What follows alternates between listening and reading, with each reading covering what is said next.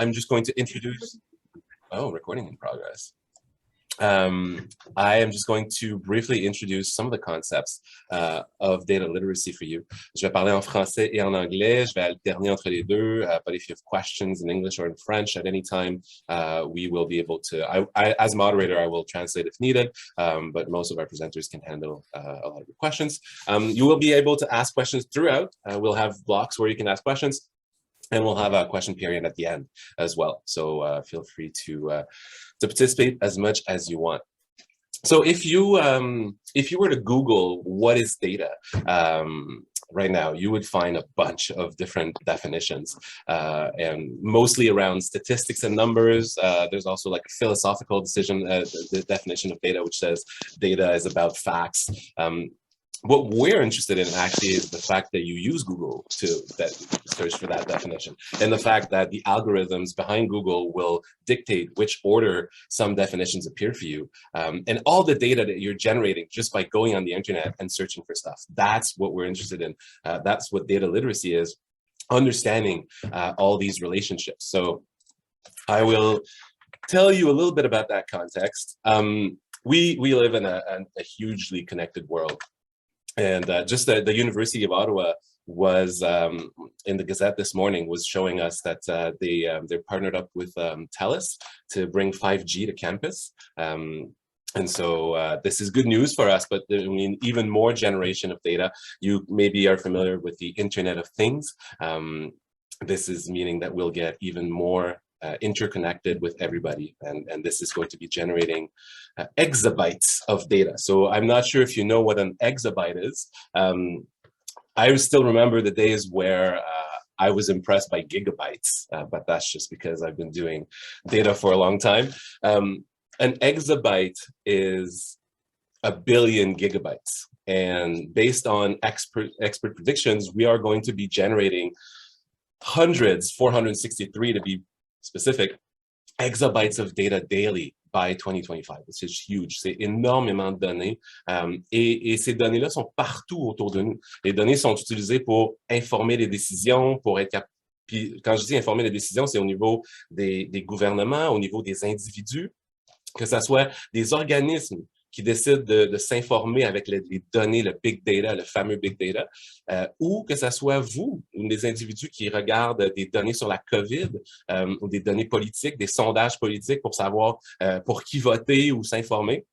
C'est utilisé partout, par tout le monde. Si vous voulez avoir une idée, peut-être que si vous êtes familier avec les étoiles et le soleil, un gigabyte de données, c'est à peu près l'équivalent à un exabyte de données, c'est l'équivalent de parler de la planète par rapport au soleil. C'est immense la quantité de données qu'on est en train de générer. But coming back to what this means for us, this means that stuff like managing, interpreting, communicating results using data becomes super important in the job market. More and more, and we'll come back to that at the end when we talk about future projects, but more and more employers are looking for basic skills of data management because it's all around us. If you think you don't use data, just think about social media, or if you have apps on your phone, if you have a phone, this is all generating data, essentially. So why is this important for us, and what does it mean in terms of data literacy? Well, we really want to make sure that people are able to understand and deal with data. We define data literacy as the ability to communicate with data, to make interpretations of data, and we use a model. I'm going to show you briefly our general model of, we use Gal's model of data literacy, which really means more than just being good with numbers. So if you take a look at this, so we define data literacy as obviously statistical knowledge, being able to understand what the statistics are. I think that's intuitive. On parle aussi de la capacité ou les connaissances mathématiques, c'est certain aussi. Donc, il y a une différence entre les stats et les maths. Donc, on fait cette distinction-là dans notre cadre théorique. On parle aussi de l'importance de juste avoir une littératie générale, être capable de comprendre le contexte où les choses sont écrites. Where it gets interesting is the contextual knowledge. So we have, when we measure and when we talk about data literacy, and that's the takeaway that I would like you to have in your mind now, it's also about the contextual knowledge, understanding the algorithms, knowing that your newsfeed on social media is powered by an algorithm that's made for you to click on things, or knowing that Google actually manipulates the information that's presented to you. This is knowledge of the context. And obviously being able to have a critical thinking approach, understanding the motive behind how data is presented to you, making the difference between news and fake news. And there's immense context for that if you think of future upcoming elections in the United States, even the midterm elections. If you think of data about COVID, misinformation is a term that we're using more and more, and that's why we are interested in data literacy. So I'll let my colleague Meredith Rocky take over and talk about what we do specifically at the Data Literacy Lab. Thank you, Simon. So a couple of years ago now, Simon and I created the Data Literacy Lab, or the DataLitLab. And what started off as an idea has now become a little bit more real, in that we have a website, we have students working on projects, and things are starting to move along. So today we're actually going to be a group of us presenting. So you've already heard from Simon and now myself, but we also have 5 of our students who work with us. So we have Abby, Bianca, Dominique, Paola, and Ariane, who are going to be talking about some of the work they've been doing with Simon and I. So we look forward to hearing them present shortly. And essentially the goal of our lab, as Simon was explaining, is really to kind of work with data and how people communicate and understand data, with the goal of improving data literacy education, reducing people's anxiety and increasing their motivation for wanting to be interested in data. A lot of people kind of have the response that I don't want to know this, and we're trying to break down kind of that motivational barrier to get people more comfortable. And then finally, to just improve the way people use data to communicate. So as things are becoming kind of more and more visual, and we're relying on the different and kind of neat ways to represent data, there's also a lot of opportunities to do a bad job with that. So we want to also kind of improve the quality of communication. So we actually work with a number of researchers here at the University of Ottawa. So you might recognize some names from the Department of Communication, Information Studies, or the School of Psychology. And then we work closely with some colleagues at other universities. And together, along with our students, we're actually working on a number of different projects right now.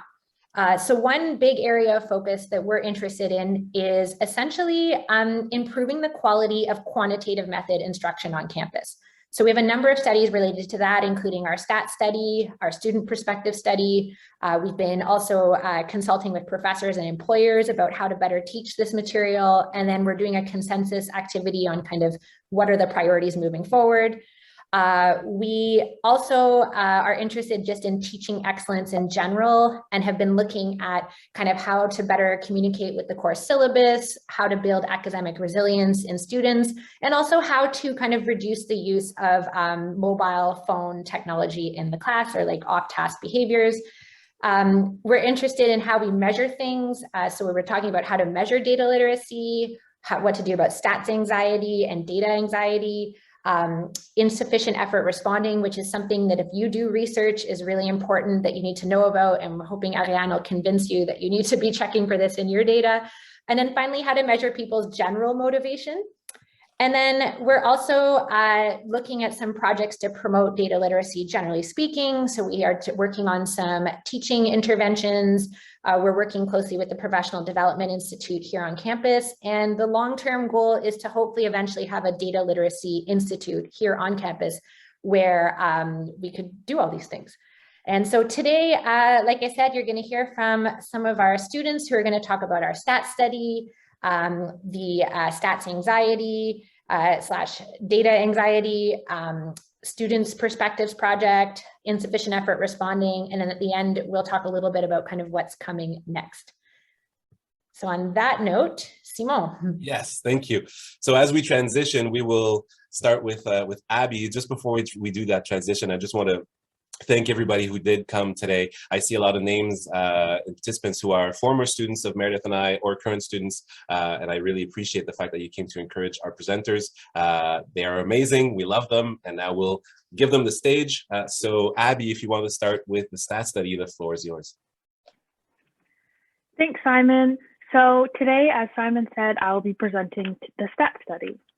So to give some context behind this study, It's been established in the literature that data literacy levels are really low in undergraduate and graduate students from university. And we believe that data literacy is acquired through these quantitative method courses. And so at the University of Ottawa, we have 9 equivalent intro to quantitative method courses. And we would like to know if these courses are actually sufficient at teaching the skills necessary for data literacy. So we have 2 objectives that we addressed with our STAT study. The first one is to establish the rate of change in data literacy while a student is taking a quantitative methods course. And then our second objective is, are the students that are coming out of these quantitative method courses actually improving their data literacy? So are quantitative method courses doing their job? To address these objectives, the study is a momentary ecological design. The study sample is approximately 150 undergraduate students from here at the University of Ottawa that are taking an intro to quantitative methods course, either during the fall 2021 semester or the winter 2022 semester. So to be eligible, the students must be currently taking an introductory to quantitative methods course in psychology, sociology, communication, criminology, health sciences, politics, economics, or business, and these courses can be in English or in French. Additionally, the student had to be willing to download the Real Data app, provide their UOttawa email. So we recruited them through our social medias, and we also sent out emails to all of the professors that are teaching these courses, in which they then shared a PowerPoint, so then the students can then fill out our pre-semester survey. So first, after the students filled out this pre-semester survey on Qualtrics, we collected demographic information regarding the data literacy along with Gal's model, and we also measured the personality and emotions as well as their general motivation. Then they would download the Real Data Life Data app, where we had 13 weekly surveys. And so on these surveys, they were prompted once a week to fill out the Likert type scales, where we measured positive and negative emotions. And we wanted to know more about how their week and their intro to quantitative methods courses went. They also had the opportunity for what is called the user-initiated session, where they were able to provide any comments that they had about how their week went in their course for the research team to later analyze. After the 13 weeks were up, they had the post-semester survey, which mirrored our pre-semester survey. However, it did not collect demographic information, but we did reassess their data literacy, and we learned, had some surveys about course and professor satisfaction. So what is the current status of our project? We've finished collecting data for the fall 2021 semester, and we had a total of 123 undergraduate students. Now we've moved on to the winter 2022 data collection. Currently, we are doing the 13 weekly surveys, and we have 33 students, since the number of intro to quantitative method courses are much lower in the winter semester. So our anticipated results. The first anticipated result that we have is that data literacy will likely improve from the beginning to the end of the semester. However, we don't think that they will be sufficient levels for a student to be considered data literate. Our second anticipated result is that the students' feelings and perspective towards their quantitative method courses will actually vary week by week. And lastly, we think that students who are autonomously motivated and have high self-confidence will score higher in their quantitative methods course compared to an externally motivated student that has low self-confidence. Excellent. Well, thank you, Abby, for a superb presentation. You did that very well. That was very interesting. Do we have any questions or comments about this specific stat study? Anything you would like to ask Abby, or comments on the process? You can use the chat, or you can unmute yourself. In the meantime, while people are thinking about their questions, Abby, I'll ask you a question. What do you think from the stat study? What do you think the main takeaway would be? What are we going to do with these results? I think the main takeaway will be measuring the data literacy levels, because since we believe that these quantitative method courses are where students will be learning the bulk of data literacy, that if they aren't sufficient in doing that, maybe we'll have to go back and check the curriculums and see if there needs to be better ways of actually teaching our students so then they can thrive in the workplace once they graduate, because not everybody sticks to academia necessarily. Right. That's a good point. I agree with the workplace. You're absolutely right. We have a question from Jean-Sébastien Marier. Go ahead. Yeah, well, thank you for the presentation. I was wondering whether you're also looking at kind of the perception towards the importance of being data literate. Because, for instance, in psychology, you know, as far as I know, quantitative methods has been around for a while, but in other fields, such as journalism, you know, it's quite new, and we have to convince students, you know, that it is important as reporters, even if you decide not to be a data journalist, to understand data. Case in point, COVID. We have so much publicly available data about COVID, but it can be hard to understand if you don't know how to calculate a ratio versus raw numbers. We saw several mistakes being made in the early days of the pandemic just because people were trying to compare apples and oranges between provinces, not taking into account different public policies with regard to testing. So is that something that you're going to look at across departments and disciplines? Yeah, that's a great question. Thank you for asking. So in our pre and post semester surveys, we do have, it's not the bulk of our study, but we do have a couple scale questions where it's like, do you think statistics will be useful for you in your life? Do you see why statistics are relevant, and kind of falling into that? Perfect. Thank you. Thank you. Abby, we have two questions in the chat. Joël is asking us if it was easier to recruit during the fall or the winter, and Zian is asking if there was an incentive for students to complete this survey. Would you like to address that?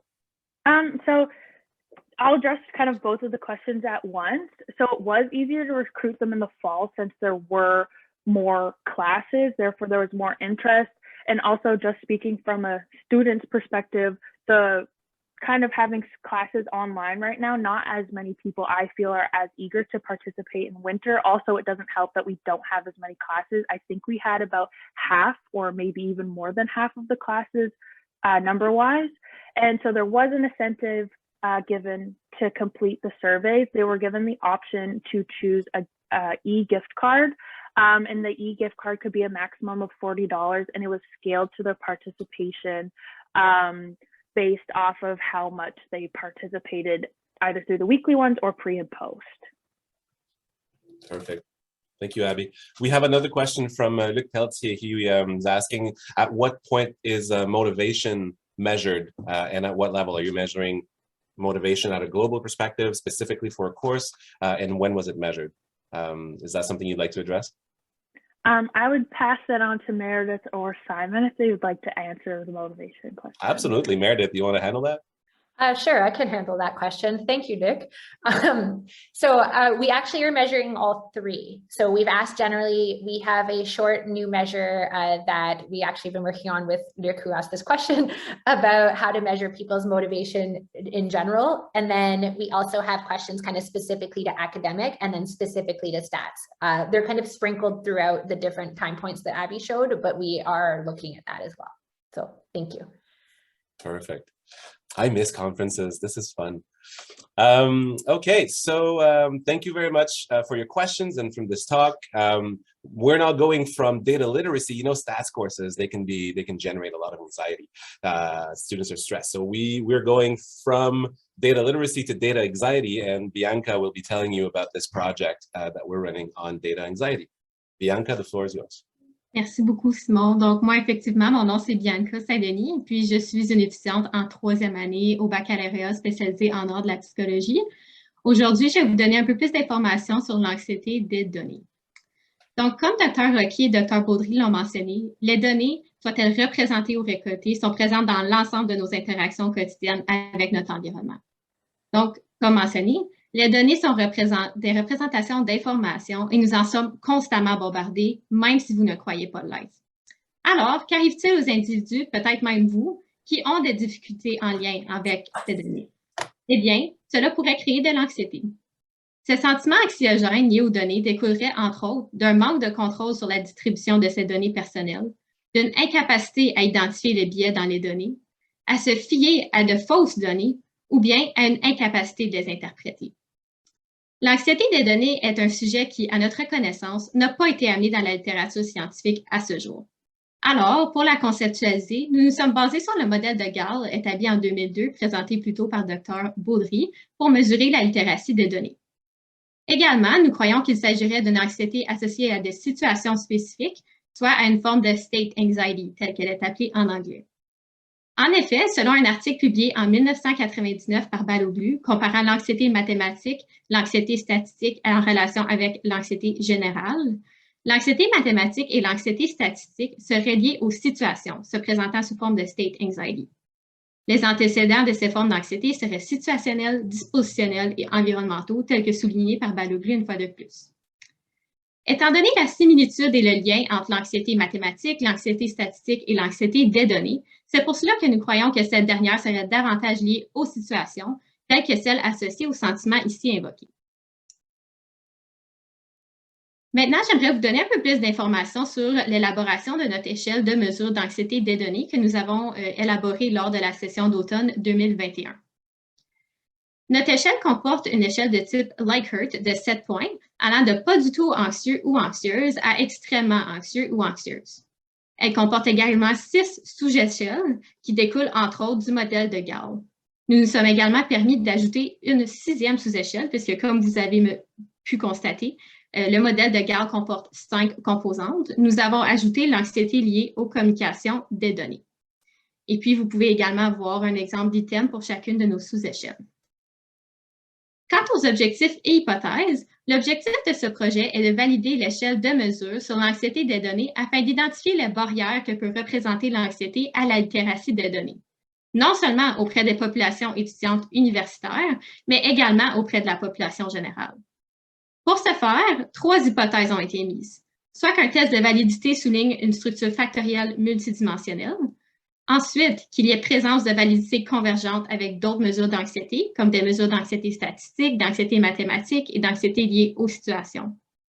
Finalement, qu'une analyse de validité discriminante démontre des distinctions en périphérie par rapport à d'autres construits donnés. Par rapport à la méthodologie, afin d'obtenir les données et de répondre aux questions de recherche, les méthodes et les procédures utilisées seront issues de la complétion d'un questionnaire en ligne par 4 différents échantillons. Le premier sera issu du Système intégré de participation à la recherche, le SIPR, de l'Université d'Ottawa. Ces étudiants sont donc issus de la population étudiante générale. Notre deuxième échantillon, issu du bassin communautaire du SIPR de l'Université d'Ottawa, complétera également un questionnaire en ligne. Ensuite, le troisième échantillon sera composé d'étudiants ayant suivi des cours de méthode quantitative, soit en anglais ou en français, qui ont été mentionnés plus tôt par ma collègue Abby. Donc, ces cours sont dans les domaines de la communication, de la criminologie, des sciences de la santé, de la sociologie, de la psychologie et des sciences politiques, entre autres. Finalement, le quatrième échantillon, issu de la population générale, sera recruté à partir des médias sociaux. Dans notre questionnaire en ligne, en plus de récolter des données sociodémographiques et de tenter de mesurer l'anxiété des données par l'entremise de notre échelle, nous allons mesurer les construits ici présentés, soit l'anxiété mathématique, l'anxiété statistique, la pensée critique, l'anxiété, la dépression et l'épuisement ou burn-out à l'aide des mesures suivantes. Par rapport au statut actuel, lors de la session d'automne 2021, nous avons mené une étude auprès de notre premier échantillon ciblé, soit celui composé d'étudiants universitaires de la population générale, recrutés à partir du système intégré de participation à la recherche. Après avoir éliminé les participants qui faisaient preuve d'efforts insuffisants de réponse, soit de insufficient effort responding, phénomène qui sera expliqué plus en détail par ma collègue Ariane, notre échantillon comportait 415 participants. Nous continuons présentement notre processus d'analyse des données. Et puis, cette session, soit lors de la session d'hiver 2022, nous avons relancé l'étude auprès de la même population en incluant cette fois une mesure d'anxiété financière, soit la Financial Anxiety Scale de 7 items, développée par Archuleta et al. En 2013. Finalement, quant aux résultats anticipés, nous nous attendons à ce que nos analyses de structure factorielle révèlent une structure multidimensionnelle du questionnaire d'anxiété des données. Également, qu'une analyse de validité révélera que l'anxiété des données présentera non seulement de la validité convergente, mais également divergente avec les construits ici identifiés en vert foncé, soit l'anxiété statistique, l'anxiété mathématique, l'anxiété liée aux situations, la pensée critique, la dépression, l'épuisement et l'anxiété. Nous nous attendons également à ce que l'anxiété des données corrèle fortement avec des construits à l'intérieur de l'encadré, puisqu'ils représentent, c'est-à-dire les construits à l'intérieur de l'encadré, puisqu'ils représentent le territoire conceptuel de notre mesure qu'avec ceux qui sont à l'extérieur de notre territoire conceptuel. C'est-à-dire que, quoique ces construits sont similaires, nous voulons également démontrer que l'échelle d'anxiété des données permet de mesurer un nouveau phénomène à part entière. Nous continuons présentement à consolider les résultats. Nous nous attendons également, une fois la mesure d'anxiété des données finalisée, qu'elle soit en mesure de cerner les causes et les antécédents de l'anxiété des étudiants et de la population générale, qui pourraient nuire à leur acquisition d'un niveau adéquat de littératie des données.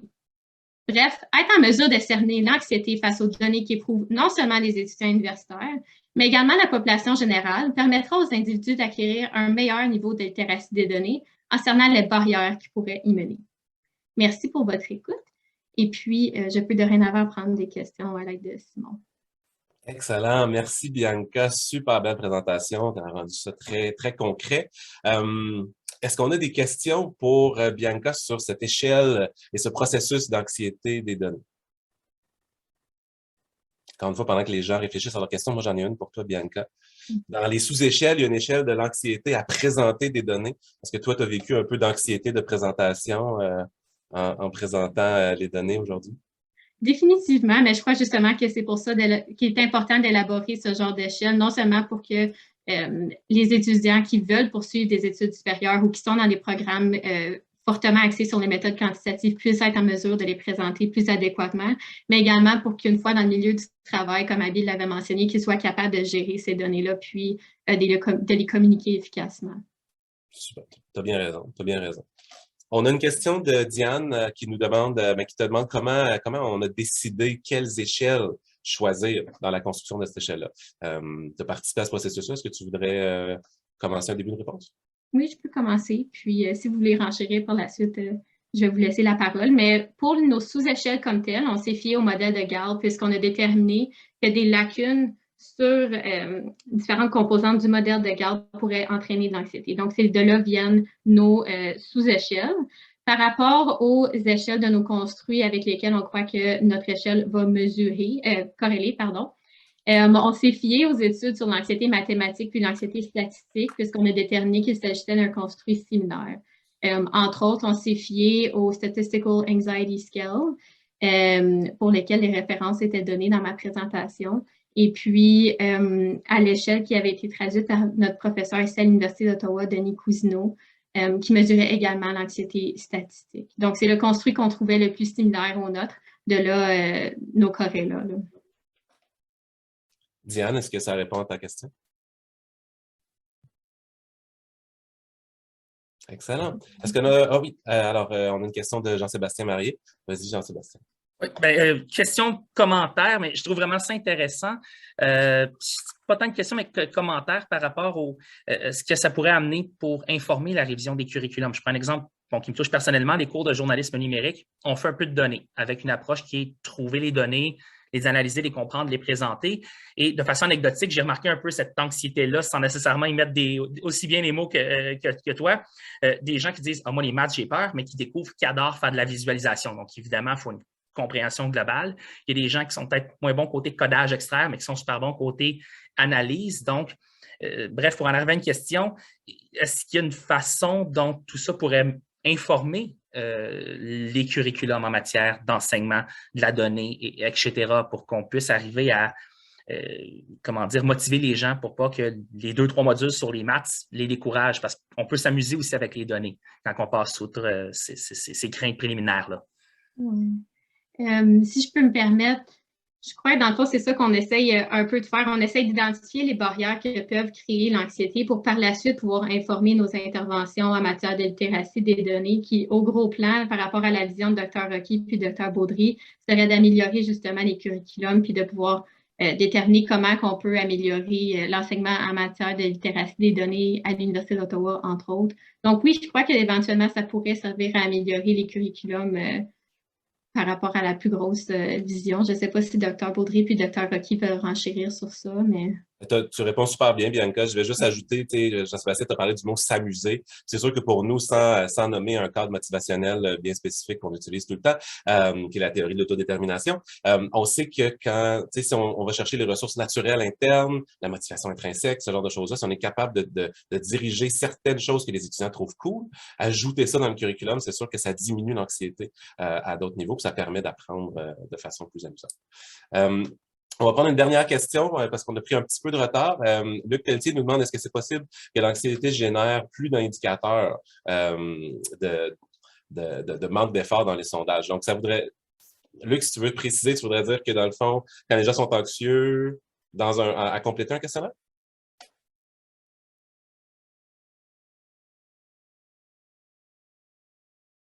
Ou Bianca, entre-temps, si tu as une réponse à offrir. Oui, je peux commencer à répondre. Quand que j'ai nettoyé j'ai commencé le processus de nettoyage des données est terminé.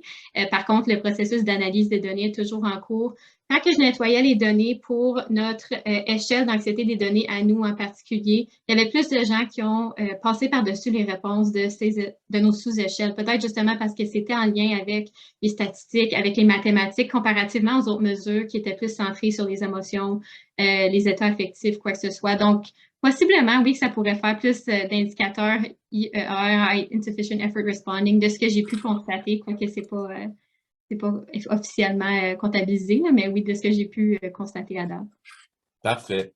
Ben merci beaucoup pour tout ça. On va transitionner à la prochaine présentation. Dans le fond, là, vous commencez peut-être à voir l'ombrage du programme de recherche. On a parlé we talked about data literacy and what it is and how that can generate a bit of anxiety. We talked about the structure of some stats and quantitative methods courses. Let's now focus on these courses and talk about the student's perspective within and when they have to learn some of these things. So for this, we'll have Paula and Dominique who will be presenting us another project that we'd like to share with you. You have the floor. Hello everyone, my name is Paula Tamayo. Et moi, c'est Dominique. Donc, bien heureuse d'être avec vous aujourd'hui. Donc, comme professeur Baudry vous l'indiquait, on va vous présenter notre projet de recherche Students Perspective. Donc, c'est une étude qualitative qui explore, un peu comme le nom le dit, les perspectives étudiantes quant au cours d'introduction aux méthodes quantitatives. So, we want to start our presentation by asking you to remember that first time when you took your quantitative methods class. What were your feelings? Did you have preconceived ideas about your professor, about your class? Did your friends give you any piece of advice? So we would like to know your experience, guys. Donc, je peux commencer par partager la mienne. Donc, c'est assez récent dans mon parcours universitaire, ces cours-là. Puis je sais que c'est des cours qui m'ont généré beaucoup de stress, donc beaucoup d'anticipation, comme on l'a mentionné un peu par rapport aux mathématiques. Puis, on pense vraiment que c'est une attitude qui est partagée par beaucoup de membres de la population étudiante. Anyone else wants to share their experience today? Oh, somebody here in the chat is saying, I saw the worst stats and I had a mini panic attack. Somebody said frustrated, abandoned. Yeah, I totally understand. I was super nervous for my first time seeing this course. But now, let's remember your feelings and perceptions when you finish the course. I bet you have many ideas on how the experience of taking this class could be improved, right? So, current research has identified a need to gather insights among different stakeholders, among professors, students, employers on best practices for integrating data literacy education into undergraduate curriculum in the humanities and social science classes that led to better outcomes for students, such as being more prepared for the workforce and to improve their learning. So although some of these conversations have already begun, there remain important limitations, such as students being primarily left out of these conversations, as these conversations have mainly involved educators and administrators. So even though students are not in a position to implement any changes to curriculums or to the programs, their experiences, our experiences and perspectives are important insights that will help better improve these changes. So for that reason, our research focused on asking students about their experiences during their quantitative methods courses, as Dominic was explaining to us. So we want to know their perspectives on barriers to learning, their challenges, and recommendations to improve these courses. So thank you, Joel. So this study takes a narrative approach that makes sense of the lived experiences of the participants by chronologically ordering the meaning of those experiences. Donc, pour ce qui est des participants, on a réussi à recruter 11 participants, dont 9 femmes, 2 hommes, âgés entre 20 et 27 ans. Puis, on a des étudiants, là, comme Abby l'a mentionné en début de présentation, de divers départements. Dans le cadre de notre étude, on avait des étudiants en psychologie, en communication, en sociologie et en sciences de la santé, avec des moyennes pondérées cumulatives entre 6,5 et 9,6, donc une bonne fourchette d'étudiants, puis s'identifiant comme blancs, noirs ou ayant des héritages ethniques mixtes. Puis, ils ont suivi leur cours d'introduction aux méthodes quantitatives entre 2019 et 2020, donc assez récent à ce niveau-là. Paola, you can switch. Donc, pour la collecte de données, on a utilisé la méthode d'entrevue semi-structurée. Donc, ça nous a permis d'avoir de faire une exploration plus profonde des perceptions étudiantes, justement, en lien avec leur cours de méthode quantitative.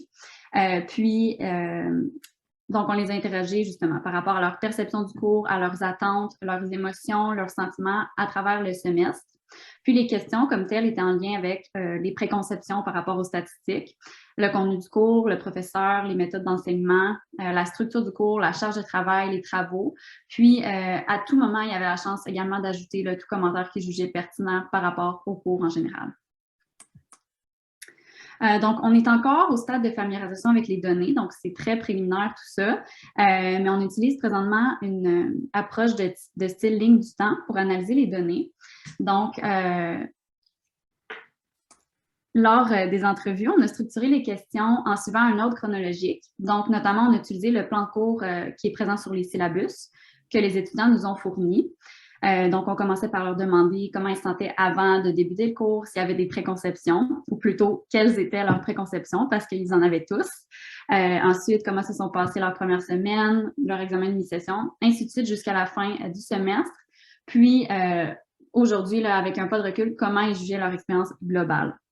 Donc, comme j'ai mentionné, c'est très préliminaire, mais on peut déjà voir à travers les observations qu'on a faites qu'il y a un stress par rapport aux mathématiques qui est très, très présent avant le début du cours.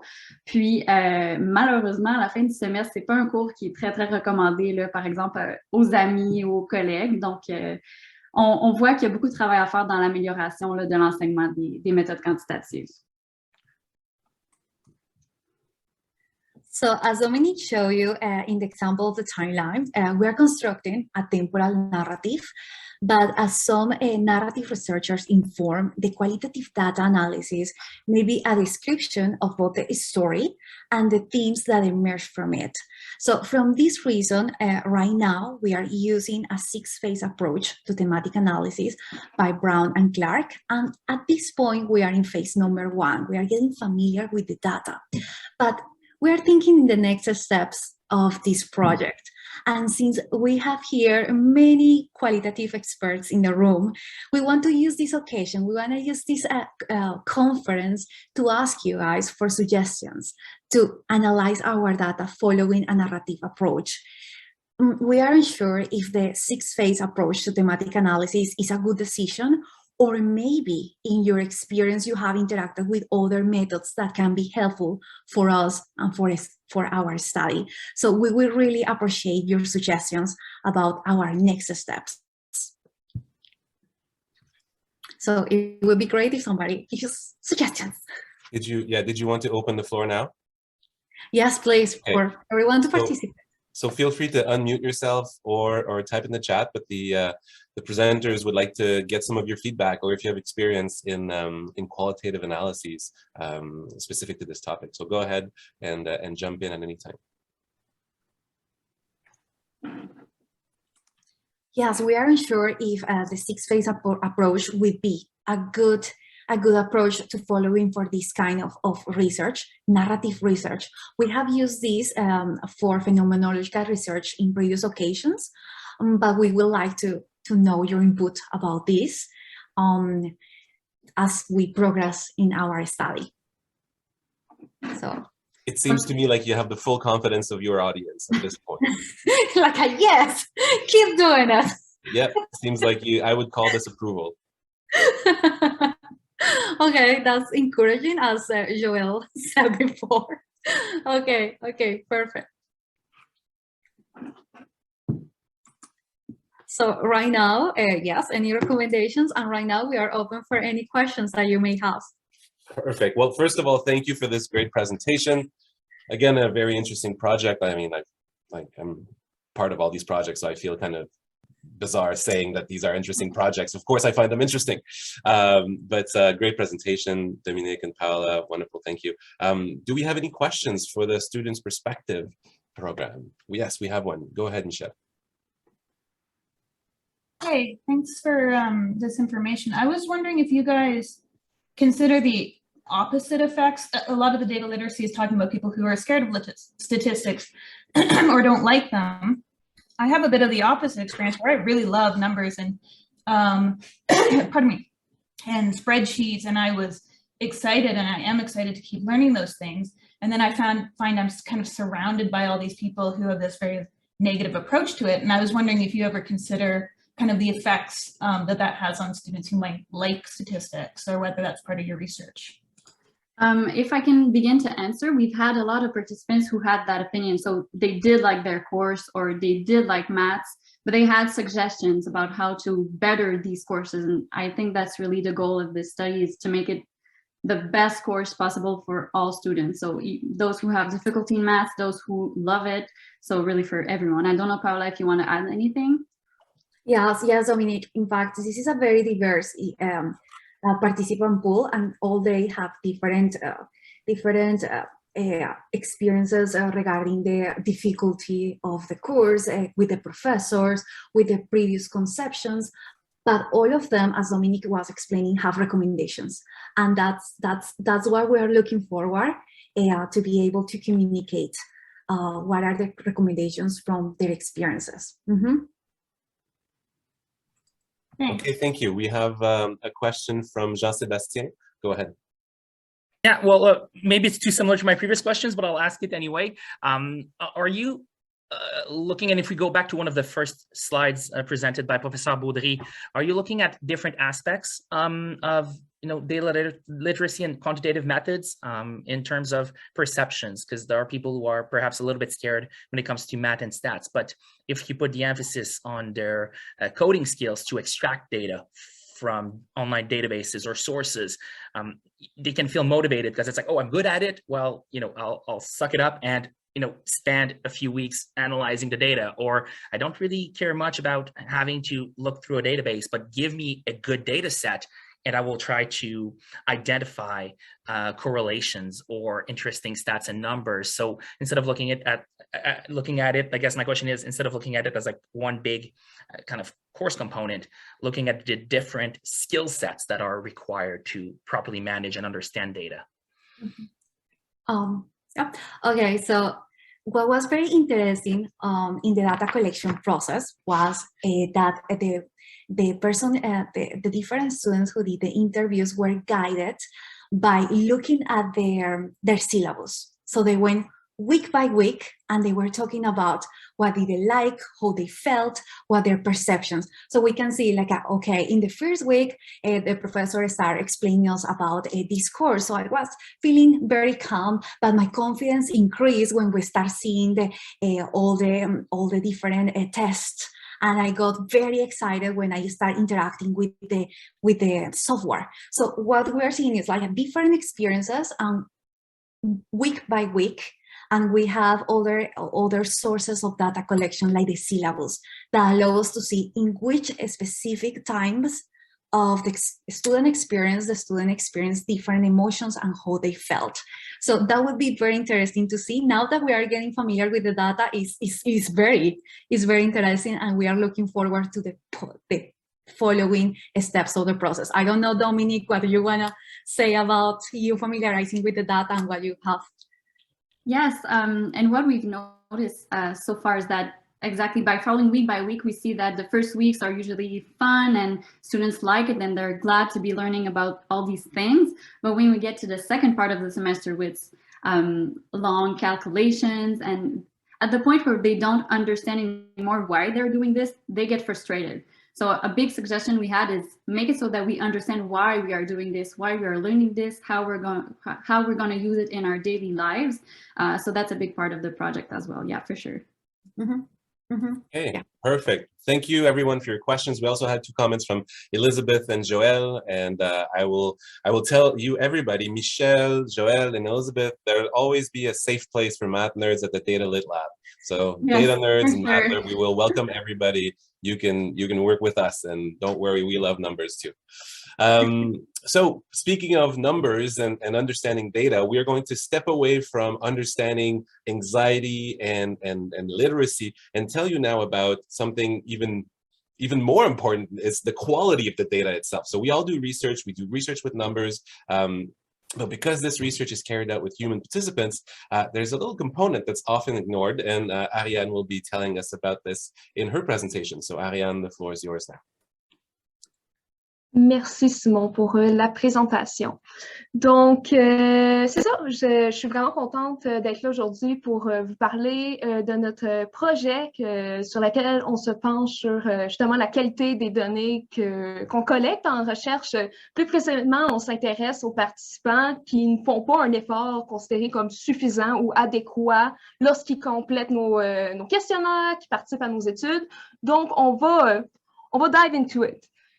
Donc, pour les personnes ici qui ont déjà fait de la recherche avec des données quantitatives, vous êtes familier avec le processus de nettoyage de données. On sait que lorsqu'on veut faire certaines analyses, on doit s'assurer que nos données respectent certains postulats, dans le fond, on a de la normalité, que comme on n'a pas trop de données aberrantes, donc tout ça, on veut s'assurer que nos données sont adéquates.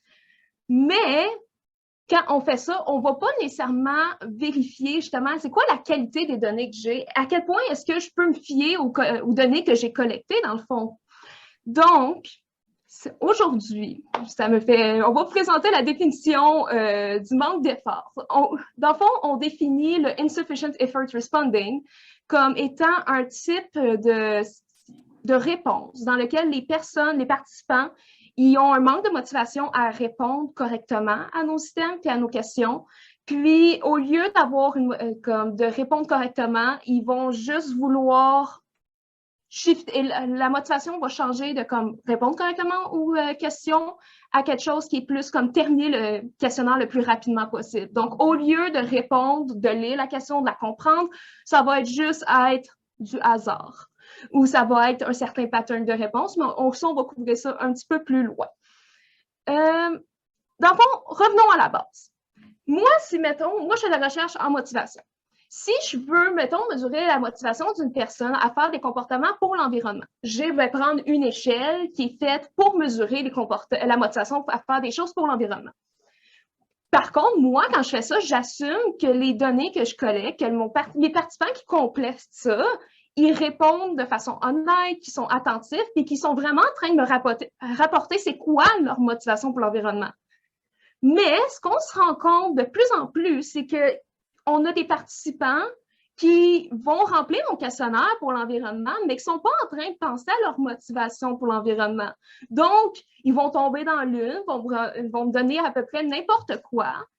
Et si je ne fais pas de démarche pour identifier ces participants-là, eux autres, ils vont rester dans ma banque de données. Puis après ça, je fais mes analyses de ces données-là. Donc, c'est ça que je veux dire, c'est qu'on s'attend à ce que nos participants nous donnent un certain type de données, mais ce qu'on se rend compte, c'est que dans nos sets de données, on a entre 10 et 35 % de participants qui nous donnent probablement de la boîte, pour le dire de façon très, très québécoise. Donc, maintenant, on peut se demander, OK, mais ça ressemble à quoi des comportements? Ça ressemble à quoi un participant qui va me donner qui ne va pas mettre d'effort quand il répond à mon questionnaire? Fait que là, on peut, avoir le participant, comme j'aime l'appeler, le sprinter, qui va passer au travers de ton questionnaire. Lui, du début à la fin, il te passe ça le plus rapidement possible. Tu peux avoir la personne qui va prendre ton questionnaire, va avoir ta liste de questions, puis va te faire comme une mosaïque, là. pour ceux qui travaillent un peu avec Qualtrics, là, tu peux l'imaginer comme visuellement esthétique, de façon statistique, pas tant, tu veux pas ça. Après ça, tu as le participant qui est distrait. Fait que là, on peut s'imaginer un participant qui complète ton étude, mais qui est en même temps en train de texter sa blonde, qui se chicane avec sa mère, qui fait son examen de mi-session. C'est quoi la qualité de ces données-là? On peut se questionner. Tu peux avoir la personne qui s'en fout, qui fait juste te donner 20 réponses de suite. Elle va te dire la même chose 20 fois de suite. Elle ne va pas prendre le temps de répondre comme il faut. Puis, on a la personne qui commence son questionnaire rempli de bonnes intentions et qui, au milieu, décide que ton questionnaire est trop long ou qui est tanné, puis qui commence à répondre un peu tout croche. Fait que ça peut être un peu le style de comportement qu'on peut s'imaginer quand on pense à un manque d'effort à répondre à un questionnaire en recherche. Maintenant, on peut se demander, OK, mais comment est-ce que je peux possiblement identifier ces participants-là? Il y a deux approches principales. On a la première approche, elle s'appelle l'approche, c'est une approche proactive. Il y a plusieurs types d'indicateurs proactifs. L'approche proactive requiert une planification d'avance. Ça inclut certains éléments qu'il faut mettre dans le questionnaire avant la collecte de données qui nous permettent de tester l'attention du participant, mais ça permet aussi, mettons comme si on regarde les questions de self-report, ça offre une possibilité aux participants de nous rapporter, de faire une auto-évaluation de la qualité des données qu'ils nous ont offertes. Donc, je peux, mettons, racheter une question à mon questionnaire qui me demande « OK, mais selon ton opinion, est-ce que tu penses que je devrais inclure tes données dans mes analyses? » Ou sinon, on peut aussi rajouter des questions un peu perdues. Mettons, si tu as une liste de questions, tu peux mettre une question au plein milieu de ton questionnaire qui fait « OK, s'il te plaît, choisis 6 si tu vois cette question. » Fait que là, si ton participant ne répond pas 6, on peut se dire « OK, mais possiblement qu'il ne l'a pas lu. » On peut sinon mettre des systèmes bogus, comme on les appelle, que ça va être des questions comme que c'est impossible, mettons, d'être d'accord avec ça. Fait que, mettons, on pourrait mettre « Je n'ai jamais utilisé un ordinateur. » C'est un participant qui te dit qui est totalement d'accord que jamais utilisé un ordinateur alors qu'il est en train de répondre à ton questionnaire en ligne sur un ordi. C'est un peu difficile de penser qu'il était attentif à ce moment-là, du moins. Et là, je ne passerai pas au travers de ça spécifiquement, mais c'est juste pour dire qu'une autre approche aussi, c'est l'approche qui est réactive. Puis, dans le fond, l'approche réactive, on se base sur des indicateurs statistiques. Donc, c'est des choses qu'on va regarder après la collecte de données. Donc là, je voulais juste donner un visuel. Là, je sais qu'on est un peu serré dans le temps, donc je ne sais pas si je vais passer tout au travers, mais en gros, c'est comme justement, qu'est-ce qu'on s'imagine? Ça peut avoir l'air de quoi des données de participants ailleurs. Ici, j'ai pris justement une partie d'une échelle d'anxiété statistique.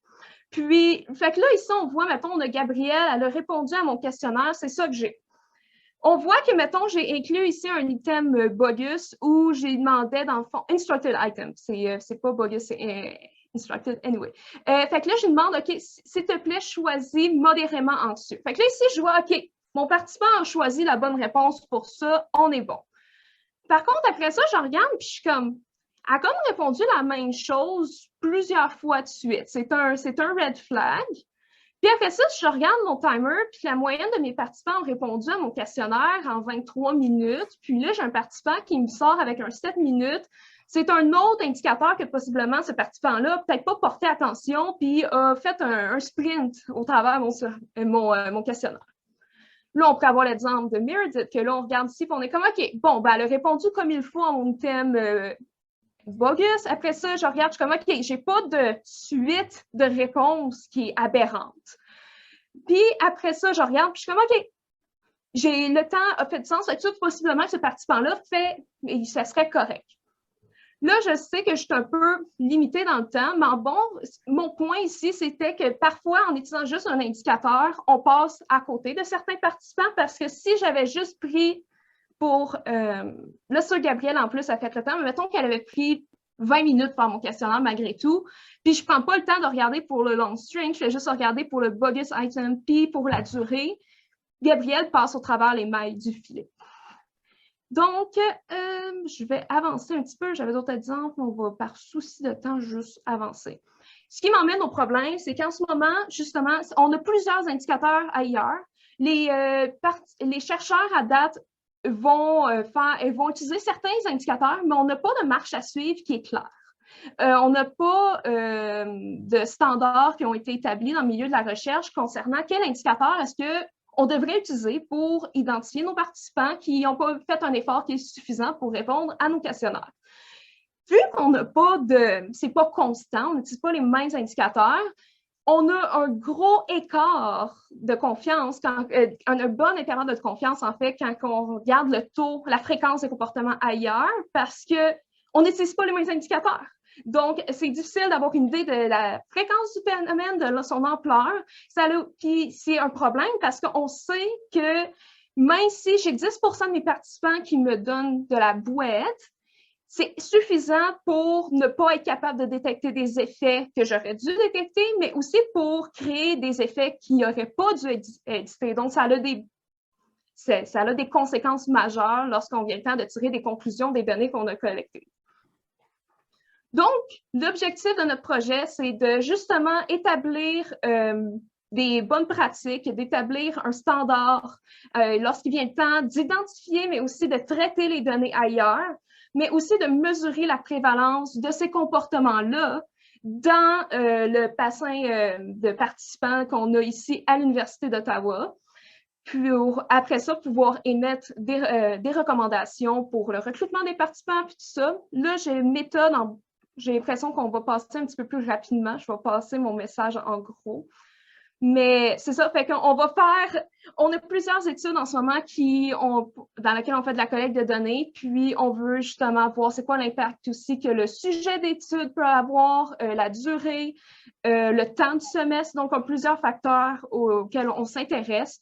Puis à plus long terme, ça va être aussi de voir est-ce qu'on peut prédire quels sont nos participants qui vont avoir ces comportements-là. Donc, on s'intéresse à voir ce qu'ont les prédicteurs motivationnels, de personnalité, puis éventuellement, ça va être de créer des interventions pour prévenir ces comportements-là, mais aussi de faire de l'éducation, justement, d'intéresser les chercheurs à ce phénomène-là pour que, justement, ils adressent la problématique, eux aussi.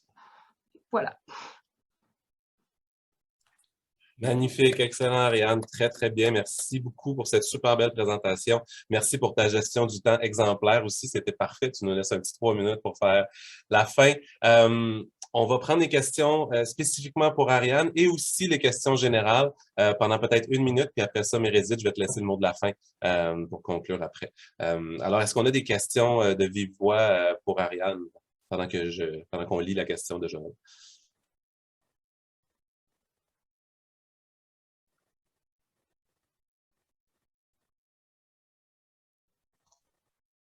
On a une question dans le chat.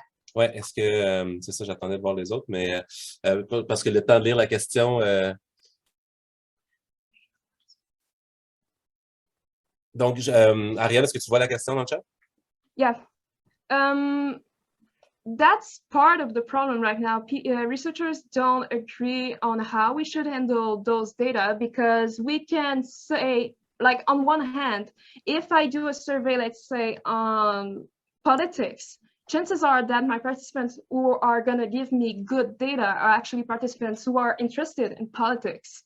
So it's like a subtype of population. So if I remove all those participants who are not interested, even though they gave me like crap data, that still tells me something about them. But at the same time, if it's absolute crap, I should not be using them because it doesn't mean anything in a way. It's all randomness. So it's a tricky one, but I would tend to say personally, it's probably best to have less participants that willingly answered your survey than just including a bunch of participants that just did not care enough to put a sufficient effort responding. Perfect. Thank you very much, Ariane. Thank you, everyone, for great presentations. Meredith, I'll leave you with the closing statement. Sorry. All right. Thank you, everyone, for joining today. And thank you to our students who presented. It was really nice, like Simon said earlier, to be at a conference. We did have a bit of a plan to show you kind of what's next, but I'll just quickly show you, I guess, 2 kind of things as well as Simon and I's vision. So the first is we're actually going to be working with the university's Professional Development Institute to build a couple of courses in data literacy, with hopefully the goal eventually of having a certificate in data literacy for adult learners or people kind of who have finished their undergrads but want to do additional training.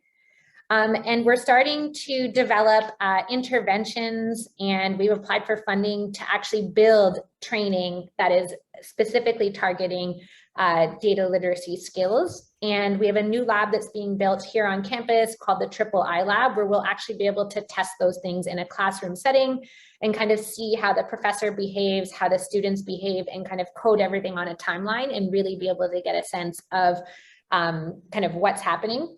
And then finally, I think what we've hopefully convinced you today is that there is a problem with how quantitative methods are currently taught on campus here at the university, and actually on all campuses. And at the University of Ottawa specifically, we have a lot of redundancy in that a lot of departments are offering the same course, they have the same challenges, students are having the same struggles. It doesn't matter if they're in communication, psychology, business, economics, criminology, wherever. And essentially, you know, we have problems finding people to teach these, there's a lack of consistency, et cetera, and students aren't even really necessarily acquiring the skills they need. So our goal is long-term, and we started talking about this, is to have an institute for data literacy on campus, similar to the Bilingualism and Official Languages Institute, where students would learn the basics in a centralized place so that then they could go back to their departments and take classes with Jean-Sébastien or Elizabeth here in the Department of Communication and learn the specific skills that are related to the field, so that Jean-Sébastien and Elizabeth don't need to waste time teaching people what is a variable, what does it mean, what does it mean, what is a mud, and like, you know, go beyond that. So that is our goal. Simon and I are in talks with the university president about this, the academic provost. There's interest, and kind of this thing is starting to have legs. So hopefully when we give a presentation to you again in 5 years, we'll have updates that this actually exists. So thank you for listening today. We went a couple of minutes over. Merci encore à tous les étudiants et tous ceux qui ont assisté à la présentation. Si vous avez des questions, Simon et moi, on est disponible par courriel, ou vous pouvez aussi visiter notre page web. Mais c'est ça. Alors, merci et bonne journée. Et merci Eliza et la communauté pour une excellente conférence aujourd'hui jusqu'à date. Parfait. Merci tout le monde. J'ai laissé notre site web dans le chat, c'est DataLitLab.com. N'hésitez pas à aller visiter, puis on laisse la place au prochain. Donc, merci de nous avoir écoutés. Au revoir.